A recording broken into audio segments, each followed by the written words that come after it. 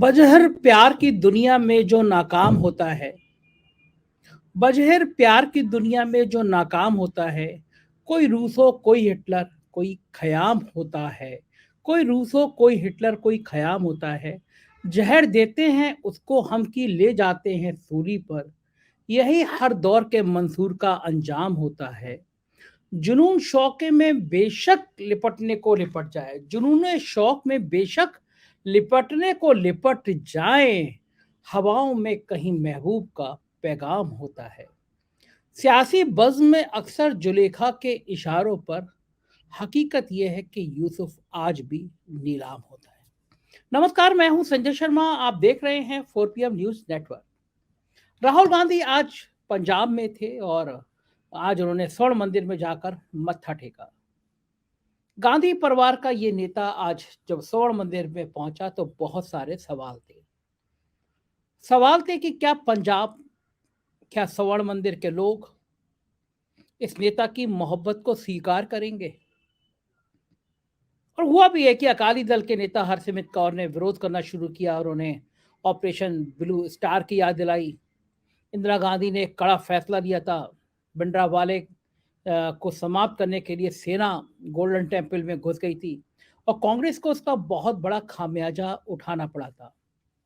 पूरे देश में सिखों की नाराजगी कांग्रेस को झेलनी पड़ी थी और उसके बाद इंदिरा गांधी की हत्या ने पूरे देश में सिखों के प्रति जो नफरत देखी, उसने कांग्रेस को बहुत साल पीछे पहुंचा दिया।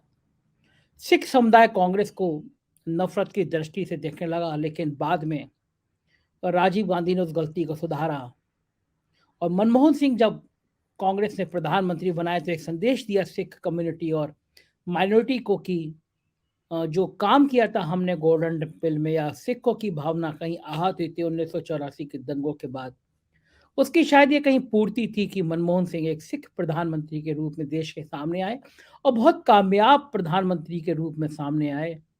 जब पूरी दुनिया मंदी से जूझ रही थी, परेशान थी, तबाही चारों तरफ थी, तब मनमोहन सिंह की ही नीतियां थी जिसने इस मुल्क को बचाया। जो नोटबंदी के बाद हालात देख रहे हैं, आज देश के सब लोग कह रहे हैं कि अगर शायद मनमोहन सिंह की नीतियां पे हम लोग चलते हैं, उनकी नीतियों को मानते तो शायद देश की यह हालत ना होती। राहुल गांधी की सभाओं में आज भी उतनी ही भीड़ नजर आई। लोग हैरान थे कि आखिर ये जादू हो कहां से रहा है। राहुल गांधी ने पगड़ी बांधी, गए, मत्था टेका और बहुत बड़ी संख्या में सिख समुदाय ने उनका स्वागत किया। राहुल गांधी ने आज एक और दिल को छूने वाली बात करी और मुझे वो महात्मा गांधी का दौर याद आ गया कि आखिर एक सूट टाई पहना हुआ व्यक्ति अचानक सब वस्त्र कैसे त्याग देता है, कैसे पूरा जीवन एक धोती में गुजार देता है। तो मुझे याद आई कि महात्मा गांधी जब जा रहे थे तो उन्होंने एक महिला को देखा जिसके शरीर पे सिर्फ एक धोती थी। तब उन्होंने त्याग किया और कहा कि जब तक मेरे देश के लोगों के पास वस्त्र नहीं होगा, मैं वस्त्र नहीं पहनूंगा, एक धोती से काम चलाऊंगा। पूरी जिंदगी उन्होंने उस धोती से गुजारी। मैं कहता भी हूँ, कई लोग जब कहते हैं हम गांधीवादी हैं, तो मैं कहता हूँ गांधीवादी होना आसान है, गांधी होना मुश्किल है। गांधीवादी इस देश के वो नेता भी हैं, वो डकैत भी हैं जो खादी पहनकर आज इस मुल्क में आ गए हैं, नेता हो गए हैं। वो सब अपने आप को गांधीवादी कहते हैं, मगर इस मुल्क में गांधी होना मुश्किल है, क्योंकि जब आप गांधी होंगे तो आपको एक धोती पहनकर समाज में रहना पड़ेगा, पूरा जीवन एक धोती में गुजारना पड़ेगा। राहुल गांधी ने आज बताया कि टी शर्ट केवल जो टी शर्ट उनकी इतनी विवादों में है उसके पीछे कारण क्या है। उन्होंने कहा कि मध्य प्रदेश में एक छोटी बच्चियां आई और ठंड से कांप रही थी, तब तक मुझे लगा जब तक मैं भी नहीं कांपूंगा तब तक मैं भी कोई स्वेटर नहीं पहनूंगा। सुनिए राहुल गांधी का बड़ा मार्मिक करने वाला ये जो बयान है आज, और लोगों ने सराहा कि एक गांधी परिवार का एक ऐसा शख्स जिसके पास कोई दौलत की कमी नहीं थी, जिसके पास कोई ताकत की कमी नहीं थी, कैसे अचानक देश को पैदल नापने चल पड़ा और पूरा देश उसके स्वागत में उठ खड़ा हुआ। सुनिए आज राहुल गांधी ने क्या कहा अपनी टी शर्ट को लेकर। इनको अभी तक समझ नहीं आ रही बात, ये सफेद टी शर्ट क्यों पहना है। मैं आपको बताता हूं क्यों पहना हूं। यात्रा शुरू हुई, सुबह सुबह क्या हुआ, 6 बजे हम निकलते हैं, 3 गरीब बच्चे मेरे पास आ गए, फटी हुई शर्ट थी, और जब मैंने उनको ऐसे पकड़ा, हाथ लगाया, फोटो लेना चाहते थे, जैसे मैंने उनको पकड़ा वो कांप रही थी, ठंड से कांप रही थी, और फिर मैंने देखा पतली सी शर्ट थी। उस दिन मैंने निर्णय ले लिया कि जब तक मैं नहीं कांपूंगा मैं टी शर्ट पहनूंगा। जब कांपना शुरू हो जाएगा, जब मुझे अच्छी मतलब ठंड लगने लगेगी, जबरदस्त कठिनाई होगी, तो फिर मैं स्वेटर पहनने का सोचूंगा, मगर उससे पहले नहीं करूंगा। मैं उनको मैसेज देना चाहता हूं, उन 3 लड़कियों को देना चाहता हूं कि अगर आपको ठंड लग रही है तो फिर राहुल गांधी को भी ठंड लगेगी। जिस दिन आपने स्वेटर पहन लिया उस दिन राहुल गांधी स्वेटर पहन ले। भारतीय जनता पार्टी समझ रही है कि जिस राहुल गांधी को पप्पू बनाने में उसने हजारों करोड़ रुपए खर्च कर दिया, कॉर्पोरेट हाउस थे, मीडिया हाउस थे, बड़े बड़े ताकत लगी हुई थी कि राहुल गांधी की छवि पप्पू बना दी जाए। लेकिन भारत जोड़ो यात्रा ने इस सारे मिथक को तोड़ दिया है। लोग हैरान है कि इतनी भीड़ आखिर भारत जोड़ो यात्रा में आ कहां से रही है। राहुल गांधी के संग चलने को लोग दीवाने हो जा रहे हैं। इस ठंड में जहां पे आप बिल्कुल कहते हैं ना, हाड़ मांस गलाने वाली ठंड है, आपका मन नहीं करता है रजाई से निकले, लेकिन लोग रजाई का मोह छोड़कर और राहुल गांधी के साथ सुबह 6 बजे से यात्रा में शामिल हो जाते हैं।